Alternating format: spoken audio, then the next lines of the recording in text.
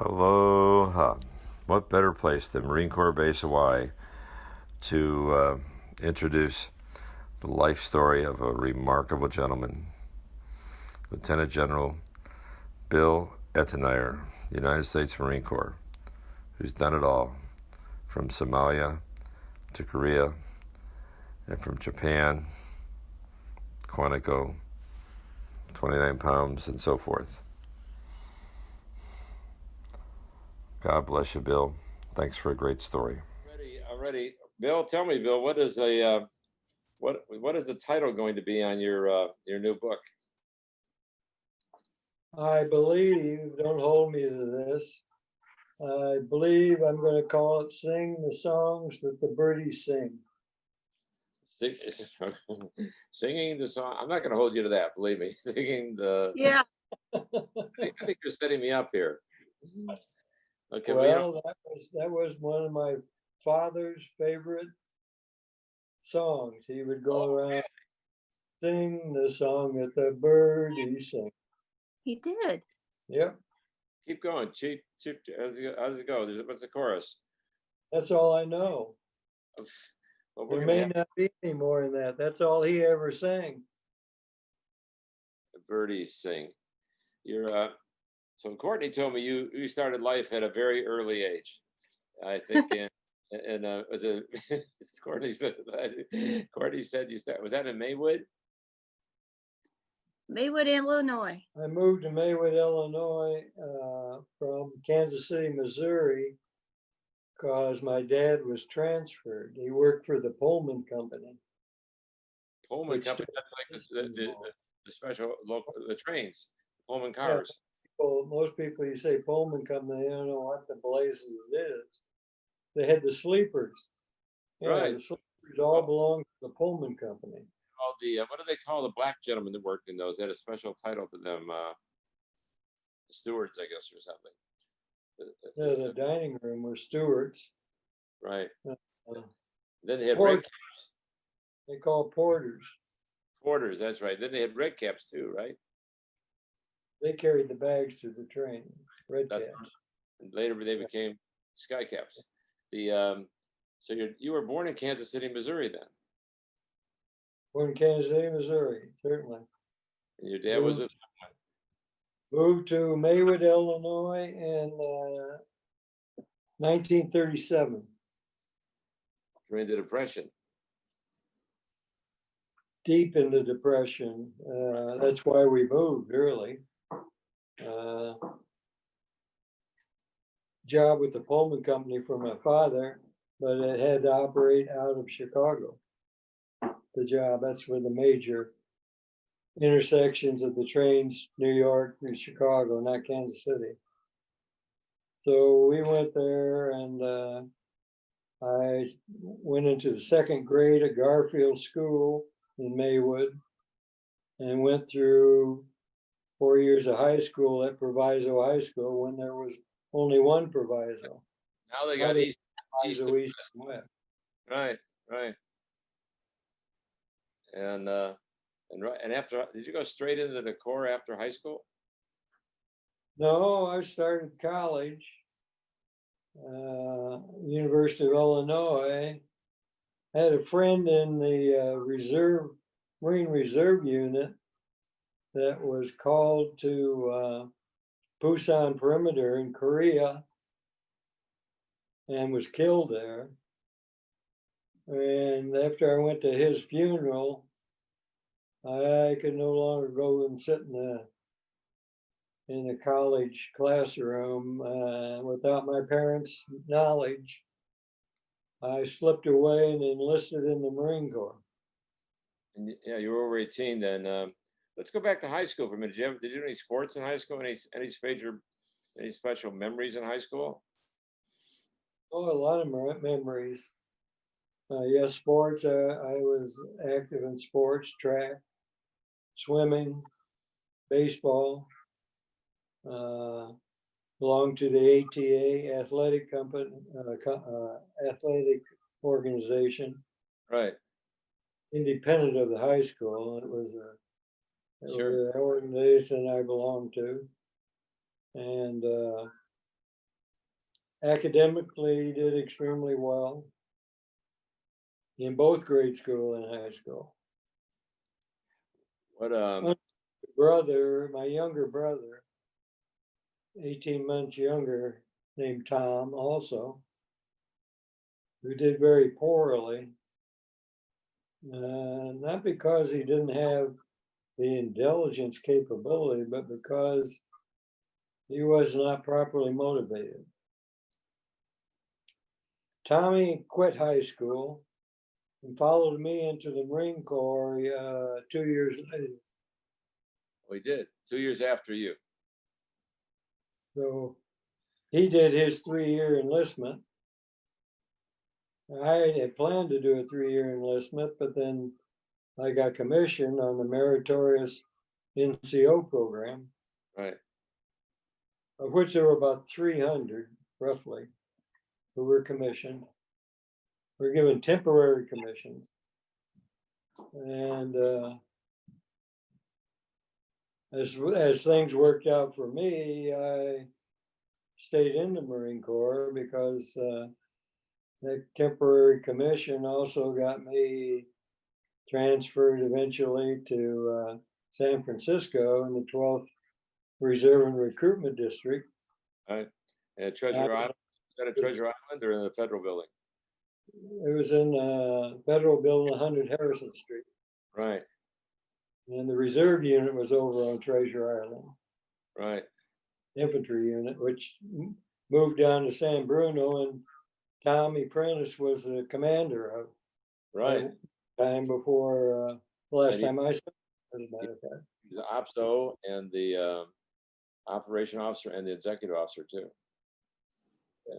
Yes. A lot of time.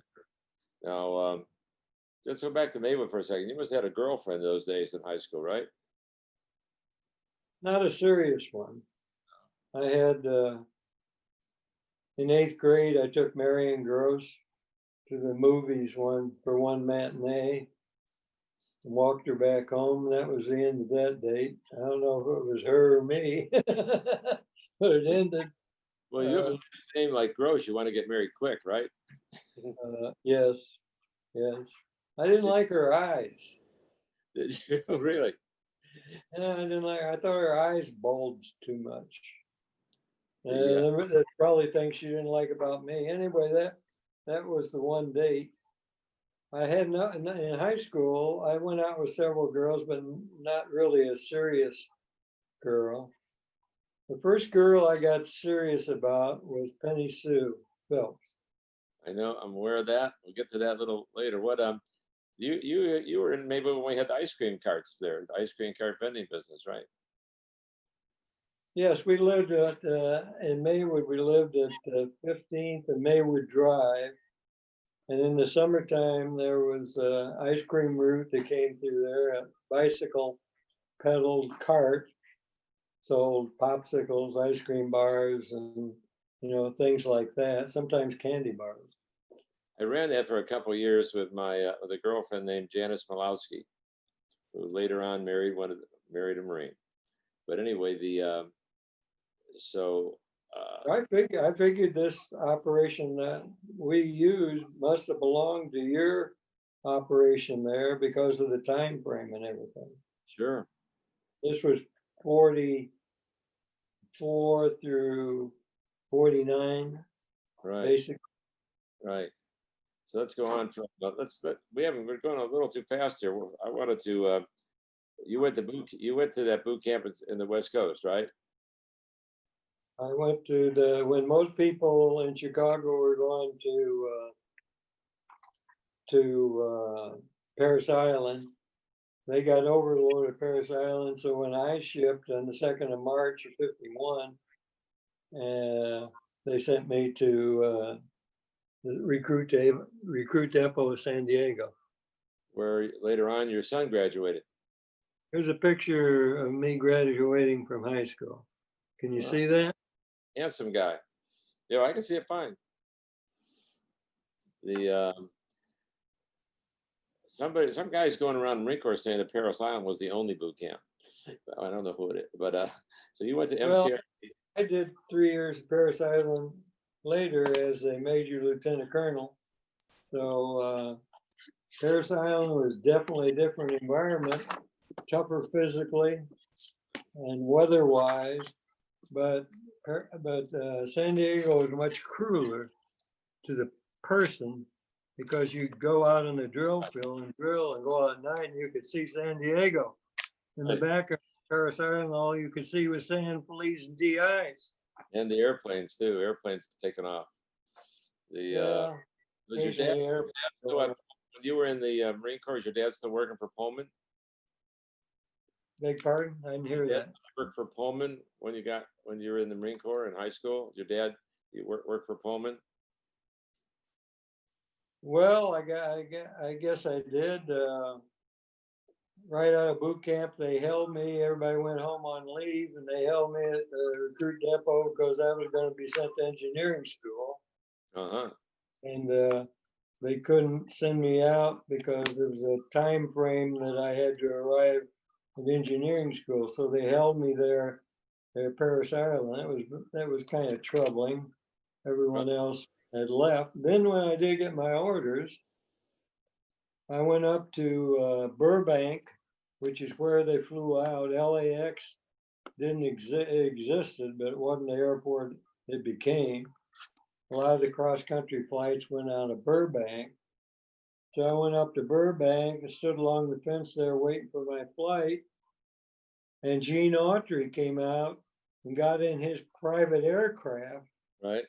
He evidently had looked over at the fence line, and he sent his pilot over. To me, I was standing there with my PFC stripes on. And he says, Marine, where are you going? I'm saying, I'm going to Chicago. Well, he said, my boss, Gene Autry, is going to go to Chicago, O'Hara. He's going to land at O'Hara and then go up to Wisconsin. Would you like a ride? I said, what will that cost me? I only got this. He said, it won't cost you anything. He just wants to help a Marine down there. Oh, really great. So that was a very early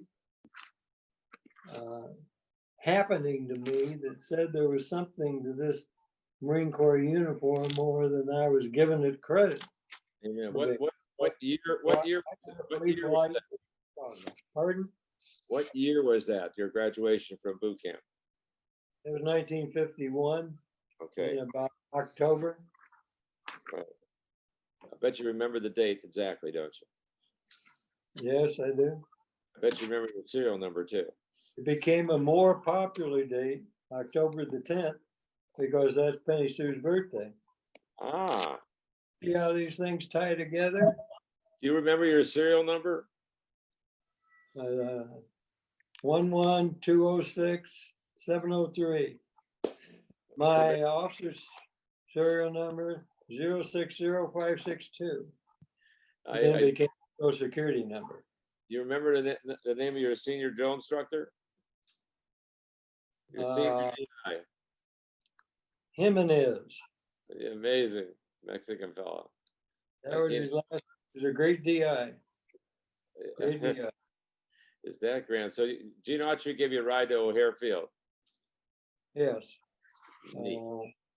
And it was just being opened up. It had been converted from producing airplanes in World War II. Right. And converted to a commercial airfield. In about 48, 49. And it wasn't very much used. It wasn't what it became. No,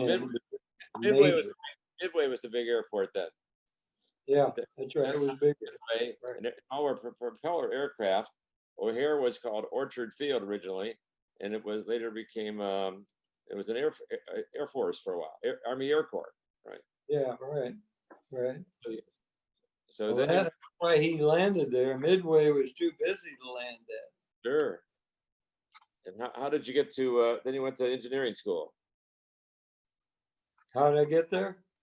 No, you went to combat engineering school next? Right.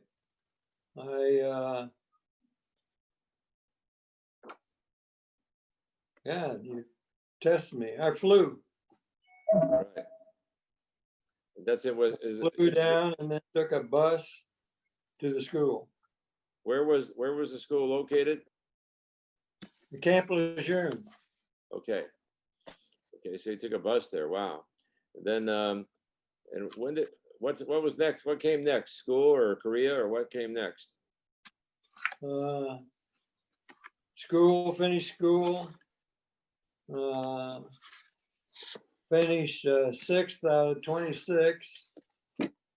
Transferred to the 7th Engineer Battalion at Camp Pendleton, California. I was PFC when I arrived there. When I left the 7th Engineer Battalion in the draft to go overseas, I was a staff sergeant. A staff sergeant? 18 months, PFC to staff sergeant. That's amazing in the old Corps. Some people wait a whole 4 years to make PFC. I don't think that was really the old Corps. That was the Corps building up for Korea. Right. And, they like to think themselves as the old Corps, but it was they were needed in cannon fodder. Yeah. Mitch Page said he waited 4 years to take the PFC test back in the 30s, late 30s. Yeah, well, it was a different Corps than Mitch Page's Corps. So It was older than the Marine Corps we have now, no doubt about it. And anyway, I got orders and I no more and got overseas. And my selection for out of the meritorious NCO program for lieutenant came through. Wow. So they shipped me back over to Japan, to Iwakuni, Japan, to get all my commissioning paperwork done. Right. And flew me back to basic school at Quantico. How long was basic school? About a 6-month program then, or was it faster? Yeah, it was 6-month program. I was in the 27th SBC. 27th camp. Wow. Special basic. Get the significance. It wasn't just basic. It was Right. special, of course, because of that cannon fodder. They were losing lieutenants faster than they could ship them over there. And then the armistice was signed. Same in all wars, right? And after basic school, I was sent back to Pendleton to get in, put in the draft to be sent back to the 1st Battalion, 5th Marines in Korea, where I'd come from, and stayed with them there in Korea after the armistice for about 8 months, and then they pulled a whole division out of Korea and took it back to Camp Pendleton. Somewhere along the line there on the beach at Camp Pendleton, you met a young lady and her dog, right? Yeah, no, it was after I came back then, 1955. Right. When I returned with the whole division, we did a parade in San Diego, and then went up to the 33 area, the 5th Marines did. Right. Lou Wilson was one of the battalion commanders there, 2nd Battalion. My battalion commander, Horace C. Parks, 1st Battalion. Wilson was the one that became commandant. I was still 1st Lieutenant, but I was a CO over the next 18 months, of Weapons Company, of Bravo Company, B Company, we called it then, and of Headquarters Company. That's captain. That's right. That's in the north end. Then while I was going through that and found a great place, so I didn't have to live in the BOQ. I found a great home in San Diego that I rented. And that's when I met Penny Sue on the beach. She had just graduated from Stevens College in Missouri and was on a break, so to speak, and kind of looking for a job. And I was on the beach because after work every night, I went down there with Mitzi, my dog. Oh, it's your dog. Okay. And swam and went in the water in the ocean and swam south for 1 mile. Right. And came up in Carlsbad and ran back up the beach to my car. And one day when I did that, Mitzi wasn't standing there waiting for me. I looked around, she's down at this beach with this good looking young lady in a yellow terry cloth bathing suit. All right. That dog was That's well trained. how I met Penny Sue. And the And rest I told Penny Sue after I met her, and I mentioned this, that when she got wet in that suit, well, that's the last time I saw that bathing suit. She threw it away. She said, "Oh, Bill, that's just your imagination." And I said, "Oh, Penny, that's not my imagination. I do have a good imagination, but it's not quite that good." All right, exactly. She's a phenomenal woman. What so how long was it before you got engaged and married and all, and tell us about that, about your romance? Well, that was late 55. We started getting serious in early 56. And then we got married in October the 28th of 56. Right. Then our first son was born in October of 57, Michael. One to join the Army. He joined the Army after graduating from TCU. He was in the ROTC program at TCU. When the Army wasn't too happy with it, they put him in intelligence. Spent most of his time in Europe. And he came back and stayed in the Army Reserve, and then arranged, which I helped him, a transfer to the Marine Corps Reserve, and that happened in 1960. So did he have to go through any special training when he transferred to the Marine Corps? No. They were interested in him because of his intelligence background. Just like Laura's husband. Laura's husband's an intel guy. #1 at TBS. Yeah, I remember that. Yeah. Then got this T-shirts from the intel unit here. I'm wearing a T-shirt they gave me I did their birthday ball last year. Oh, yeah. Yeah, I had a great time. Still making those birthday balls, huh? I've done a couple dozen, and I've and over 100 of the lectures on Marine Corps history, mysteries, things like that. I don't think I got you to one of those yet, but we'll do it. I've had as many as 900 Marines in a theater, and I kind of try to get them roused up. But so anyway, now after Michael, tell us about you after Camp Pennant. Where'd you guys go? Yeah, I know the Marine Corps moved you around a lot, but I met you when you were at 29 pounds. Yeah, it was a while before we got 29 pounds. I'm a brigadier. Right now, I'm a first lieutenant. While I was in San Francisco in the recruiting and reserve business, I was promoted to captain. Right. And that was 58. Right. 59, I was transferred to do a exchange program to the 1st Marine Aircraft Wing at Camp Pendleton, California. And we went down there, Penny and I, and lived in Santa Ana, California, on Mirasaw Street, 1041 Mirasaw. And what's that picture there? You're a captain. Yeah, here I am as a captain. Oh, those dress whites! Tommy bought those dress whites, and then they never used them again. He bought them, never got did away with. Right. I can't understand that, but they had their reasons, I'm sure. At the wing properly, what they call fat me to the air station. Right. To be their public information officer. And then I was the commanding officer of the brig for 2 years.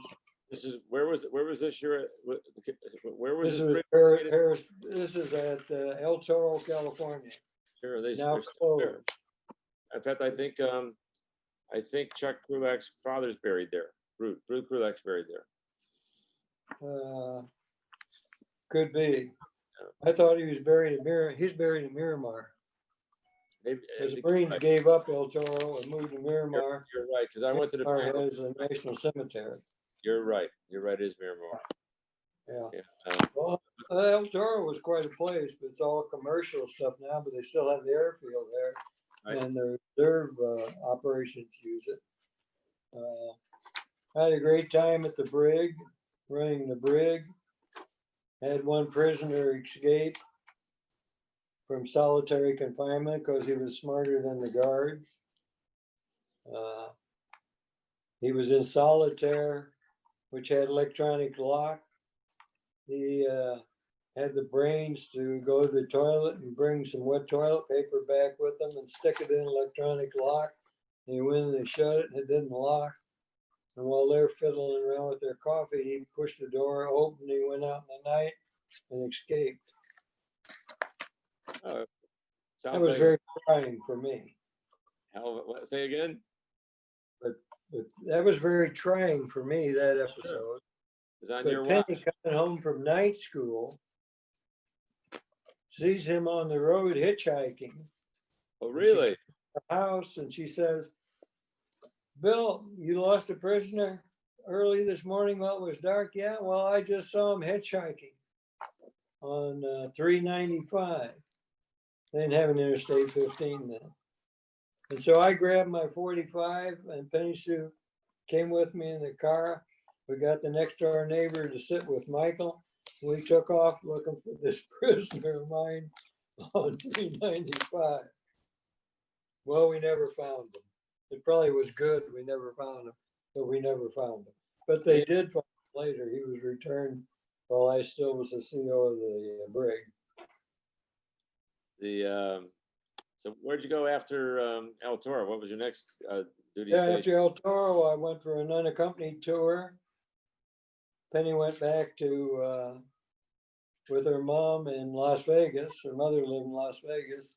That's right. I went unaccompanied tour to the 3rd Marine Division on Okinawa. Had a year there. I was the public information officer for that entire year. That's the problem with getting additional MOS. You have trouble getting back to your original, your 0302. Exactly. Sure. MOS. Sure. They got a lot of infantry. They don't have many of these other specialists. The financial thing came up to haunt me in that same way later. Right. While I was in the 3rd Marine Division, Okinawa, I was selected to go to the special financial course at George Washington University.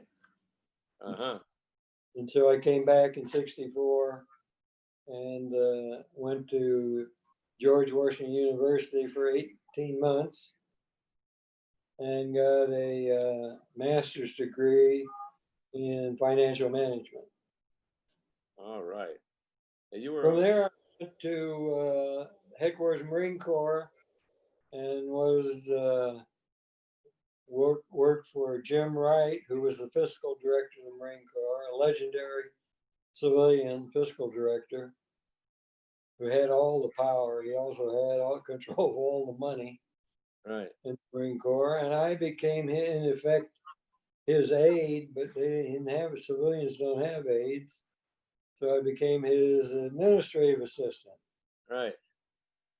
And had that job for about a year. And he said, "Yeah, this will kill your career. I'm putting you on the supported activity supply system task force."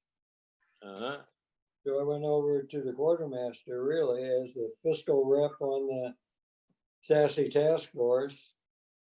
And we not only went to school at IBM, but we also designed the first computerized push supply system in the Marine Corps. What you were then you were a captain then? I was a captain, then made major. Did you have a company command, or was that the brig? Did you have a company level command? Not really. Okay, so what A was your, company level command as a first lieutenant right, while I was in 1-5. right, that would be right. As I mentioned, those 3 companies in 1-5. As a captain, I didn't have any company command. Right. I was a temporary captain, temporary officer, period, permanent warrant officer Right. while I was at El Toro. I graduated while I was in San Francisco from the University of San Francisco with a Bachelor of Science degree in Business Administration.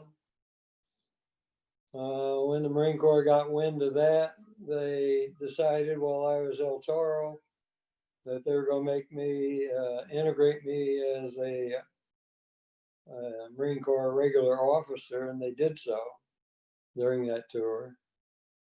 And that's another reason why I guess they selected me to go to financial management later, the following year. Later, really. University of San Francisco is a good school. Then I got, however, I wanted that, but I was stamped heavily as a financial manager. And after I worked with Mr. Wright for a year, I was really stamped as and I'm only a captain then, soon to make major, as the financial guy in the Marine Corps. Funny you had mentioned Penny's mom in Vegas. If I remember, she was quite a woman, Penny's mom. Yes, she was. Well, she had just divorced Penny's father, and well, just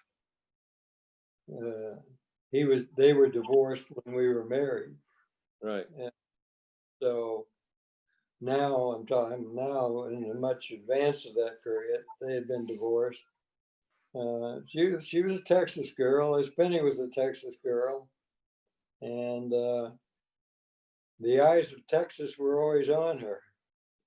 Another great song. Yeah, and boy, she loved to sing it. And I can remember when we were at El Toro, she had remarried, and a guy by the name of Gus Sonnenberg. We went out with them one night into Anaheim, to a nightclub in Anaheim, a nightclub that you shelled your peanuts and had peanut shells all over the floor. Right. And that band started playing The Eyes of Texas, and Clyde T got up on our table and sang it full verse. And boy, when they realized she knew all the words, they played it again, and she sang it. She sang. Funnier time. She sang it all the live long day. That's right. That's right. Yeah, I heard she was much fun. And well, after the fiscal division and Sassy Task Force, I was ordered to the 1st Marine Division in Vietnam. And at this initially point, there, they made me information relations officer and sent me down to Saigon, where I was the MEF's contact with the Army. right. Information. I soon got tired of that. I applied twice to go to an infantry battalion. Finally, they moved me up.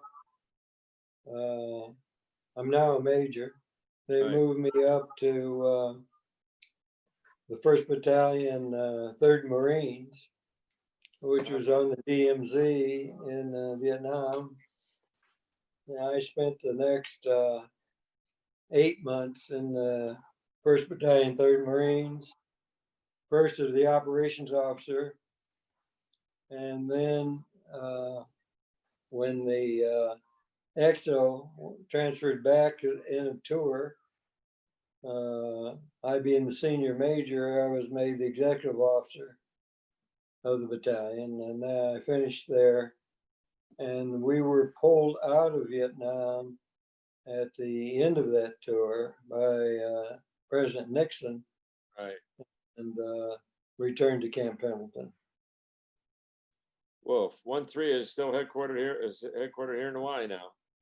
Yeah, second time I returned to had a parade in San Diego and returned to Camp Pendleton.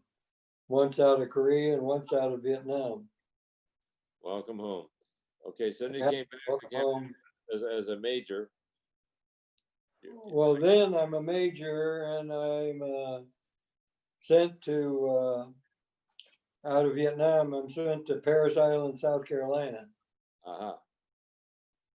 and Oscar Petros was the commanding general, and he made me the deputy comptroller, colonel comptroller, major deputy comptroller. Right. And I enjoyed the job.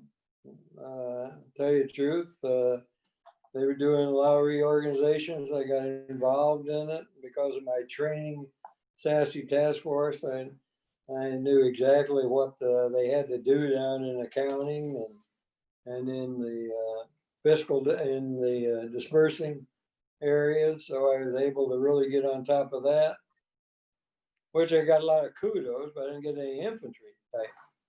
No. And the Assistant Secretary of the Navy Financial Management came down to play golf really at Hilton Head, but he also stopped by and looked at Parris Island, and he asked to see me. He said, "You got a Major Etnyre here?" "Yeah, we got a Major Etnyre here. We're about to promote him to Lieutenant Colonel. Well, I'd like to meet him." There's a gentleman by the name of Neeson. So I met with him down at Buford on the golf course. That was the arrangement. I'd go down and play in his foursome with Neeson and two Navy admirals and this Marine fresh caught lieutenant colonel. So we played golf. I shot my worst round of golf I've ever shot in my life. Neeson must have liked that. Right. He liked me anyway. He got back up. His Navy aide was leaving. So he tells the Marine Corps, "I want Lieutenant Colonel Etnyre down at Parris Island to be my naval aide and assistant." Wow. So I get orders up to But all Washington, D.C. all these jobs are keeping out. I'm assigned now as a lieutenant colonel to the Assistant Secretary of Navy Financial Management, Right. Robert Neeson. That was a very good tour of duty, I have to say. I stayed there for a year and a half. I traveled to Spain, Italy, to Greece, to France, Wow. to China, to Japan, to Kauai, and off the shores of Vietnam again with him. So it was very productive. He, of course, wrote glowing fitness reports about me. And then when I finished that tour, I was selected to go to top level school to the Industrial College of the Armed Forces. And this is a point I raised to a lot of young people who I talk to who talk about careers, or talk about coming in the service or whatever. Right. Of my 39 years, 4 months and 11 days in the Marine Corps, I was in formal education for 9 years. Wow. And that doesn't hurt. When you were with and the that didn't hurt me eventually being selected for Brigadier General when Bob Barrow was the commandant. Another big part about Parris Island, Bob Barrow became relieved Oscar Petros and became the commandant of the Marine Corps. Right. So he knew me. And when they were looking for a deputy fiscal director, they didn't have a brigadier who knew anything about finance. Right. And he said, well, yeah, but I know a colonel out in Okinawa who's right now the commanding officer of the 4th Marine Regiment, who I know knows financial stuff. Let's get him back here to headquarters Marine Corps and make him a brigadier. My detailer told me later that was the lecture he got out of the commandant. Wow. So, did you have a regimental command at that time? I had 4th Marines at that time. And that was It was at located Camp Schwab, California. I got a picture of my entire staff down here. Camp of the Schwab. Is that Camp Schwab, Okinawa? Camp Schwab, Okinawa, yeah. Right. Where is that picture? Oh yeah, there. Here's a picture of me with my 4th Marine staff, and this happened about 4 months before Bob Barrow had me brought back to Washington D.C. What an unusual career. What a remarkable career. Well, it's different. Amen. Amen. Different than High Dale, Little Rap, the middle infantry officers. But reality, when I look back on the amount of time various officers had in the infantry, right, some of them general officers, right. When I counted up all the time I had in the infantry, it was exactly the same amount of time they had. No, but so, you had a reputation for being the intellectual guy. People thought you. I remember people talked about you as being a little smarter than most. Well, I wasn't a dummy. Well, that's the way Penny talked about you. so anyway, you got back, you became a brigadier, and you went straight to headquarters Marine Corps in the finance area, right? Yes, I as a colonel yet. I'm back there, fresh out of the command of the 4th Marine Regiment.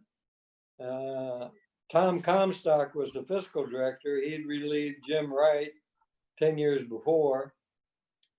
He had also been asking for me. So I found out from Barrow, General Barrow. So I was the deputy fiscal director. And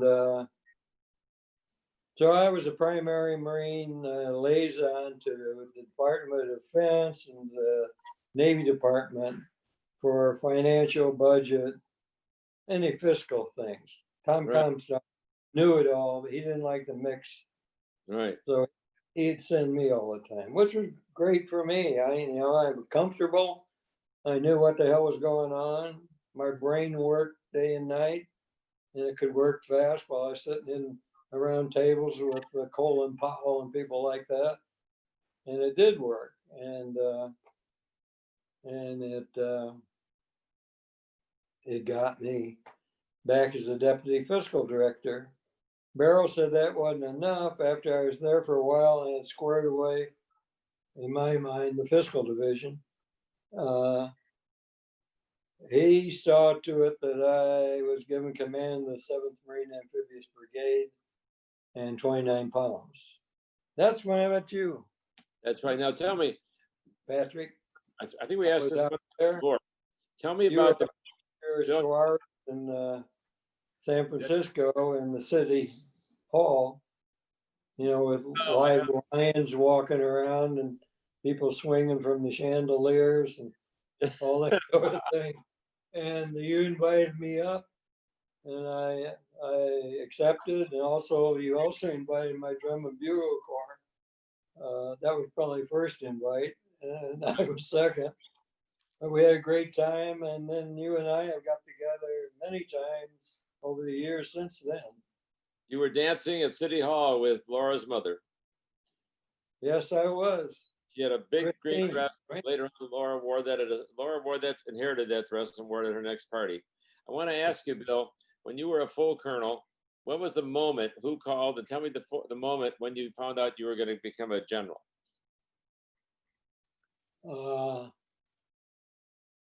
Well, I found out because you're not supposed to tell that sort of thing. I'm not saying any names here, but after that board concluded, Right. I had some leaks, Right. and one of them didn't really say a word to me. He was a 2-star, but I passed him in the hallway going up to my office, and he was coming down to leave headquarters Marine Corps. That's before we moved into the Pentagon, of course. Sure. And he sees my, hello, General, and hello, Bill. And he has this big smile on his face. Uh-huh. And I go on past him, and he doesn't always smile. Right. And I go on back up to my office, and I sat down and I said, now, why in the hell did he say hello and have that big smile on his face? Right. Right. Then I went home and told Penny Sue the story. And she said, well, of course, you're a brigadier. That's right. I said, why, somebody call you and tell you? She says, no, but I know who you said smiled. And we both happen to know he was on the board. Right. And that kind of tells you something, doesn't it? Sure does. Should have. I didn't want to acknowledge it, told me anything. But the next day I went to work, and General Barrow called me up, and okay. He said, Bill, I got some business. Come on down to my office, would you? So I went down to the commandant's office, went in, and he threw his aides out. He said, I just want to talk. He almost said, General, he says, I want to talk to Bill Etnyre in private. So this is bringing a tear to my eye. I don't blame you. He says,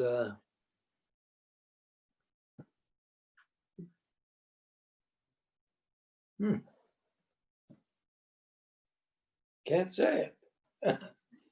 What did General Barrows did it? Do you remember exactly how he handled it? What he said? Well, anyway, it turns out, that the board's gone to the Secretary of Navy. He hadn't approved it yet. That's right. So don't say anything. Right. And it goes through him and down to the Secretary of Defense. So nothing said. I go back to my office. I continue being a colonel for 2 days, and then it's official. And I'm a brigadier. Yeah. So only and you. Joe Barrow conducted my ceremony. Right. And he and Penny Sue pinned my 1 stars on. Right. And he says,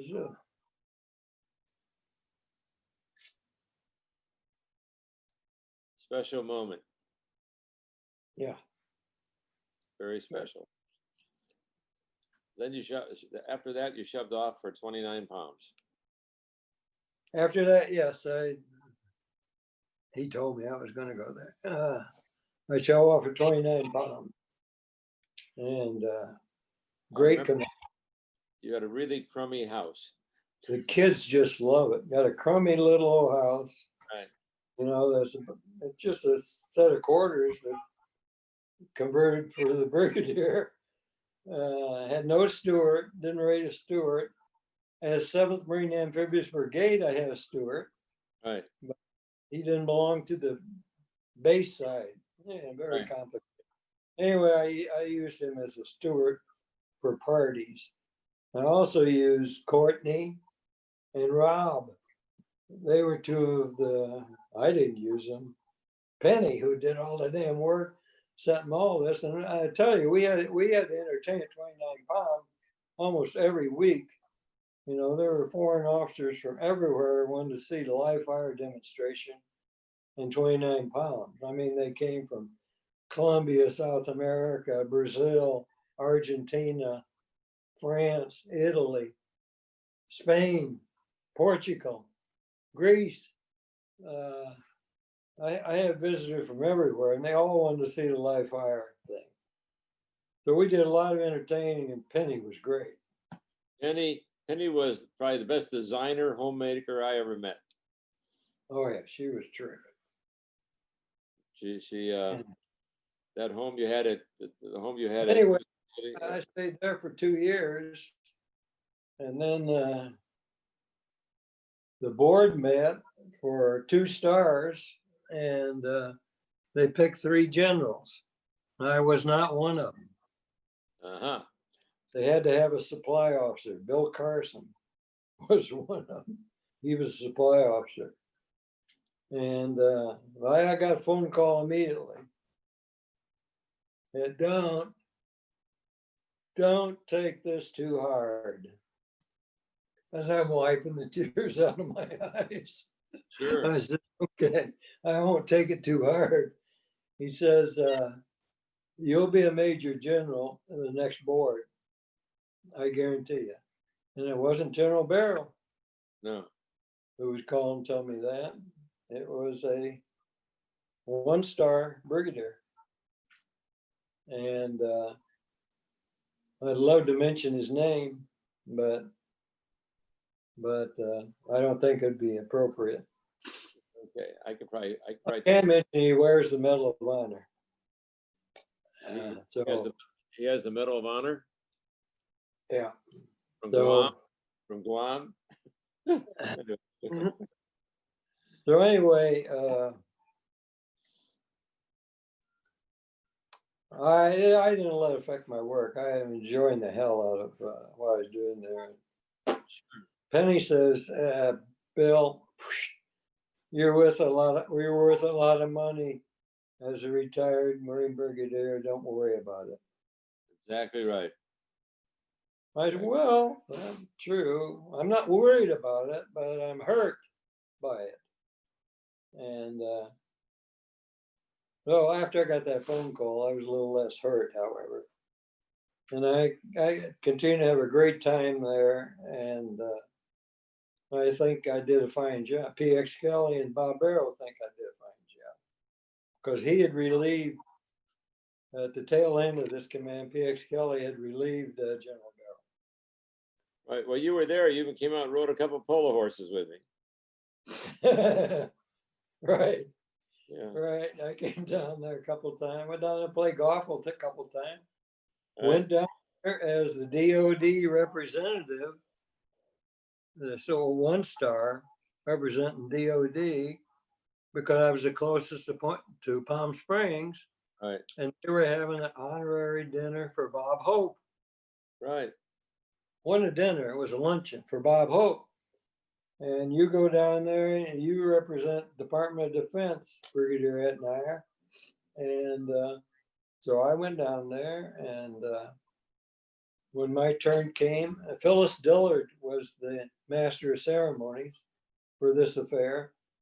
And Phyllis says, I don't know what he's going to say, but I got this good looking brigadier of Marines, and I want to hear what he has to say, she Wow. says. Everybody goes, yeah, yay, we want to hear it too. So I guess I did a good job with my remarks, because everybody clapped and Bob Hope got up and shook my hand and said, give me a copy of that, would you? You'll get it for sure. Everything in writing. He said, you memorized all that? I said, well, I thought about what I was going to say about you, and I knew about you from what you'd done with the USO and everything. So, yeah, I memorized it. He said, well, have your secretary type up what you memorized. Because Right. Dolores, who was there also, his wife, Dolores wants that. So, Now you also played golf with the President of the United States one time, or Vice President at the time, George H.W., didn't you? Or no, he was the president. the When I president? played. This was up at Quantico. Right. Now that was after When that. I was the CG at Quantico. This was the way General Gray, Al Gray, decided he was just going to disguise, telling me it was time for me to retire. And Yeah, I'm aware of. I said this in a humorous way. I'm aware of that relationship, Bill. I was there. I was there for that. But tell me where you went after 29 pounds.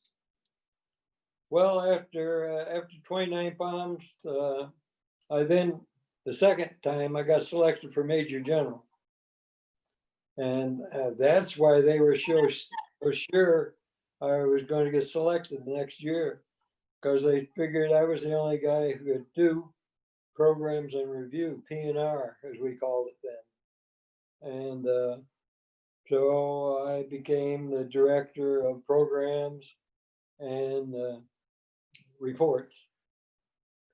And so that meant I ran the Marine Corps program, the POM, as we called it. And it's a job that PX Kelly had before me.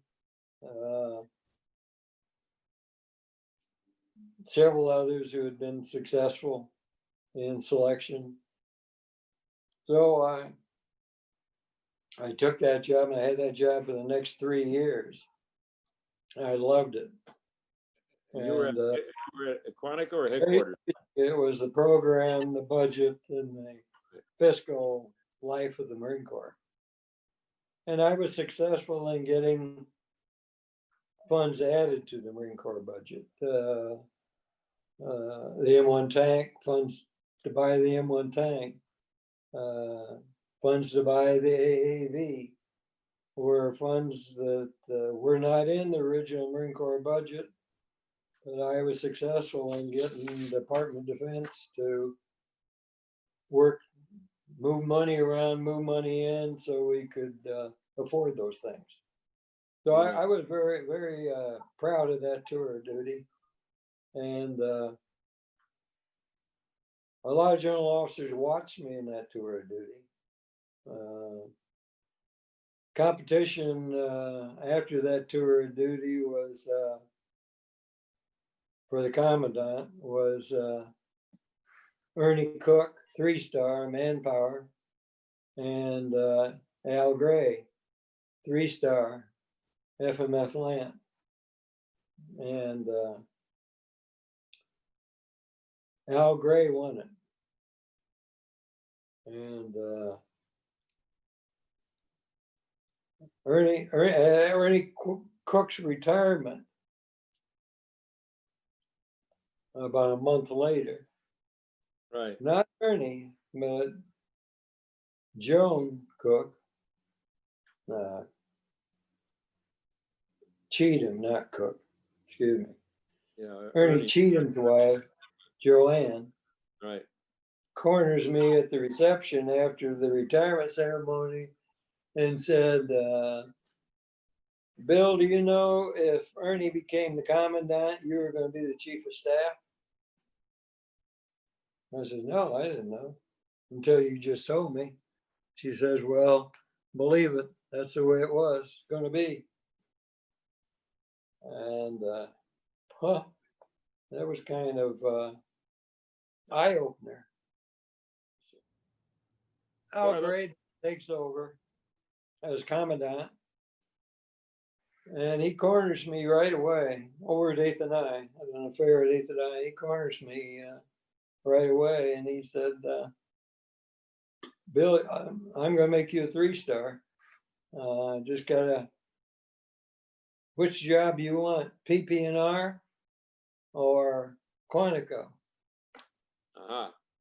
You know, we're reorganizing Quantico. And I says, I know, I would like Quantico.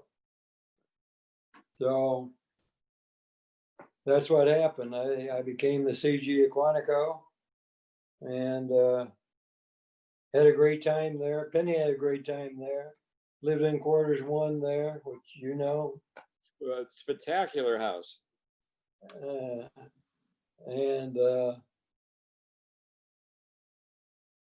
then later, the golf with the president Right.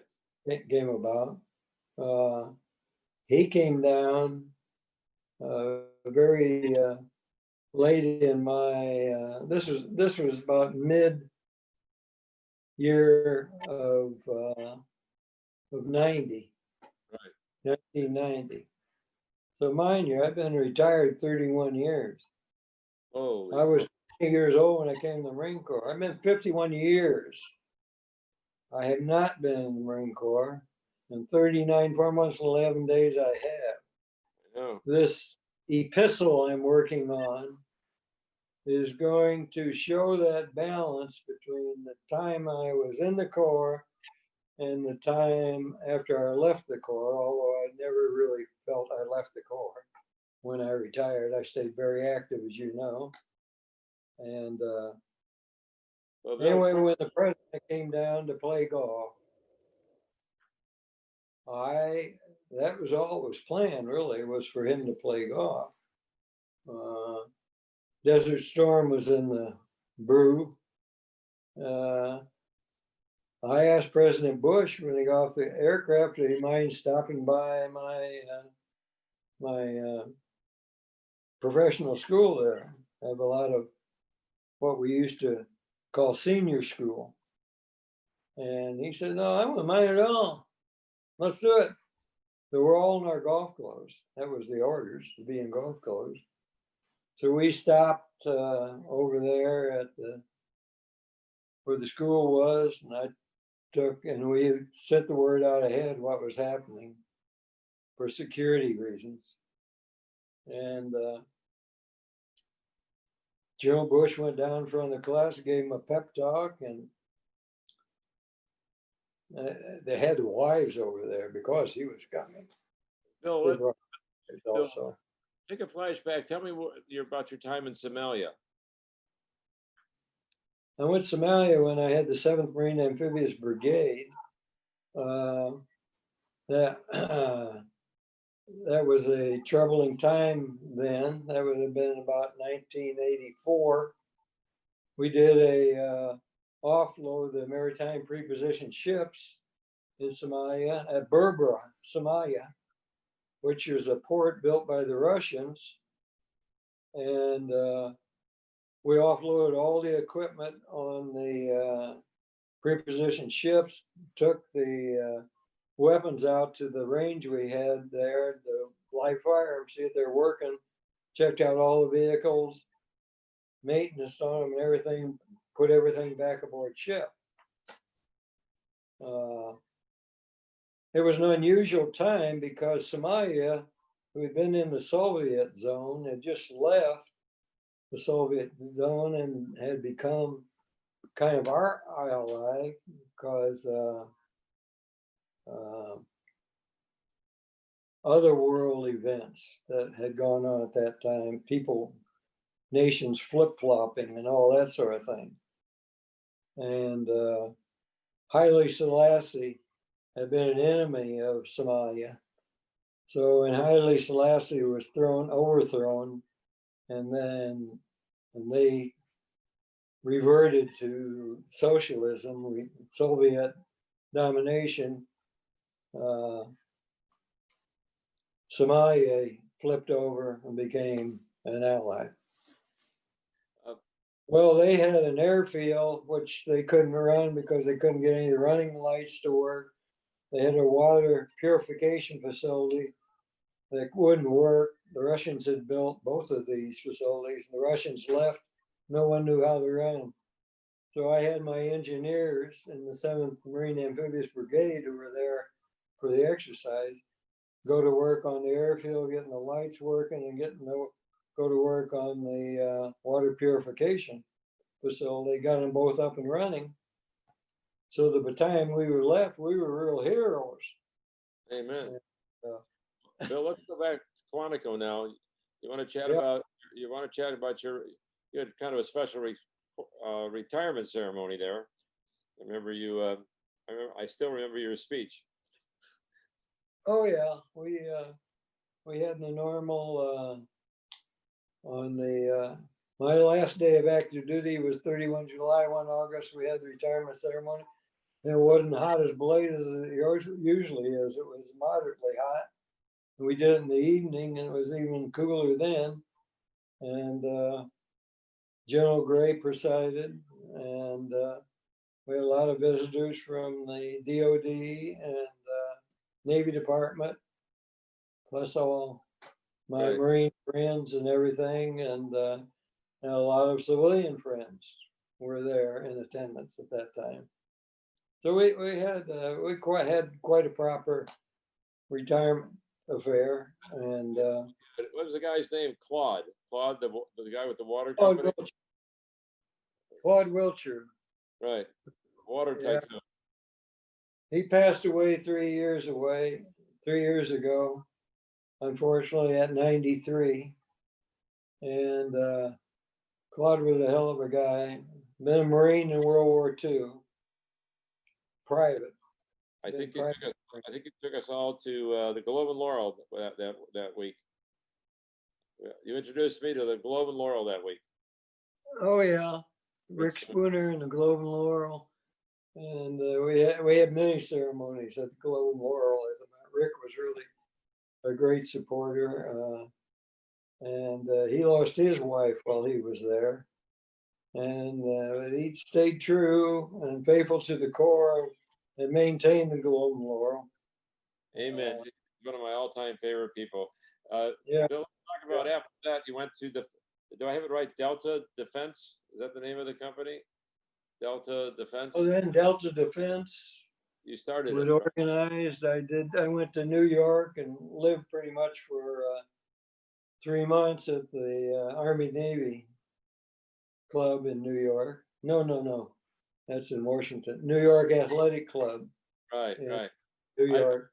I've been there many times. Great place. Did the financial part, get the financial support for Delta Defense. Right. Stayed with Delta Defense. The financial thing started petering out. I decided that I wanted to be alone instead of working for a company and calling my own shots. So I then went to consulting for General Dynamics, Lockheed, British Aerospace, several other clients. Delta Defense did pretty well. Washington.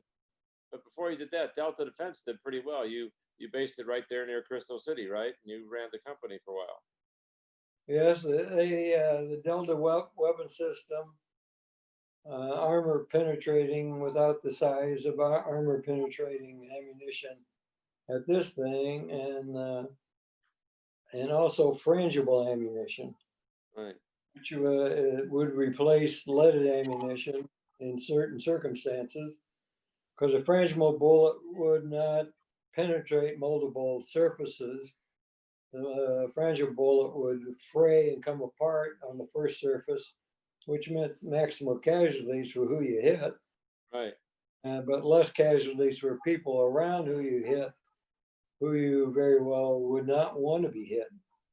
So it became a very important for police forces, for instance, and urban warfare, where you're doing your shooting in homes and in streets where there's a lot of ricocheting. Frangible would not ricochet. Tell me, Bill. Delta's still an existing company. I still own some stock, but I severed connections with them in '95 and went strictly into a personal consultant business. And then pretty well retired from all of that in 2004. Right. Bill, there's got to be one single person in your past that was kind of a mentor or somebody that was kind of changed your life. Who would that be? High school, Marines? What would be is there one person that was really had a big influence? I would say I'd probably have to name Bob Barrow, General Barrow. What a great choice. A Louisianan. And a lot of others I could mention, but to single it down to one person, I think it would have to be him. Okay. If it was military, career-wise. Right. If it was a person, I would name my own wife, Penny Sue. Of course. So would I. So would I. And Yeah. a really great lady. And what when you were all that time in Hollywood, did you ever any was there any movie star? Was it everybody has a movie star they kind of have a crush on? Did you have anybody like that? Well, Tyrone Power, I was World thinking, War II Marine, yeah, enlisted in the Marine Corps, yeah, was already a qualified pilot. right, Tyrone Power made 50 movies. He was big right, in the 40s, 50s. right, Tyrone Power came up to San Francisco when I was up there as the public affairs officer to do some Marine. He stayed in the Marine Corps Reserve. He was a Marine major at that time. He did some support for Marine recruiting. I was his escort when he was in San Francisco. We had some dead time between meetings. I asked him if he would mind going meeting a bunch of Marine wives, because I knew Marine wives were giving Penny Sue, who was pregnant with Michael, a right. shower on that day. And he said, sure, let's do it. So I took him over to the place, Dick Murphy's house, where the shower was going on, Wow. and opened the door. No cell phones in those days. I couldn't Right, call somebody and say we're coming. We were in the car when he said, yeah, let's go. right, So we go and I ring Lucy Murphy's door bell. She opens the door and here's Tyrone Power standing. The women almost all fainted when they saw him. He was the heartthrob then at that time. He was right up there with John Wayne right. and that level of movie maker. You know, So that's yeah. memorable. Bob Hope in Palm Springs was memorable. And I guess that's enough memories to have for one person. Well, you know, Tyrone Power is a really handsome guy, but I think all Marines are really super good-looking guys. Have you ever noticed that? Well, that's very true. Yeah, that's quite true. Yeah. And anyway, There's a few. Al Gray must have got a waiver. Anyway, what what how about any? Was there any female celebrities that you ever met or had a kind of favored? Well, Bob Crosby, you know Bob Crosby? Sure, I do. Sure. Bing Crosby's brother had a band, Right. the Right. Bobcats. They were pretty big in the 40s and 50s. I dated his daughter Wow. way back when before I was commissioned, when I was a PFC, a Marine. She'd come down to Camp Pendleton. He did a USO thing down there, and I met her. She was sitting over on the side doing nothing. I went up and introduced myself to her, and we became pretty good friends. I had a couple dates with her. Phyllis Dillard in Palm Springs, she's not as ugly as she comes across later as comedian. She was a very attractive woman. Really? But as I think back on all the women I met, and there were a few, I had none as attractive as Penny Sue Etnyre. None. I think I'd agree with that. I think we all fell in love with her a little bit. I've done an awful lot of these biographical videos over the years, and I've never had anybody that's had a fuller life than you, General. You've been around. Hand me that picture of your mother, would you? Right there. I'm going to put two, before we get done here, I'm going to put two pictures up. Okay. Here's Penny at 8th and I. Right. Because I think when this comes out to the theater, Bill, you're probably gonna have a lot of female fans. Yeah, I bet. This is totally private. Anybody sees this, it's your control, Bill. And Well, I enjoy doing it with you, Patrick. I know we've talked about doing this sort of thing for quite a while, and Forever, right? something came up and this or that and one thing or another, and then Penny passed away. She kept egging me to do it, and so I'm glad we finally did it. And I also appreciate your support and help on my biography, that I call it, that I'm writing about my brother and myself and my family. Right. How does that song go? Singing the birdie song. Sing the song that the birdies sing, tweet, tweet, tweet, twa, twa. I gotta look that up. I gotta look it up. And I guess your musical career is not gonna happen real soon. And well, Bill, I think I have to tell you, you're one of the more influential characters in my life, gentleman, Marine. I'm honored to know you, and I'm hoping we get together. And I'm so glad you're not running anymore. You wore me out. Yeah, I don't do much running. Maybe swim together. I I've swim. enjoyed you, Patrick, over the years, and let's stay in touch. I do. Semper Fidelis. Take care of you, Bill. Take care. You make me feel so young. You make me feel so spring has sprung. And every time I see you grin, I'm such a happy individual. The moment that you speak, I wanna go play hide and seek. I wanna go and bounce the moon just like a toy balloon. You and I are just like a couple of tots running across a meadow, picking up lots of forget-me-nots. You make me feel so young.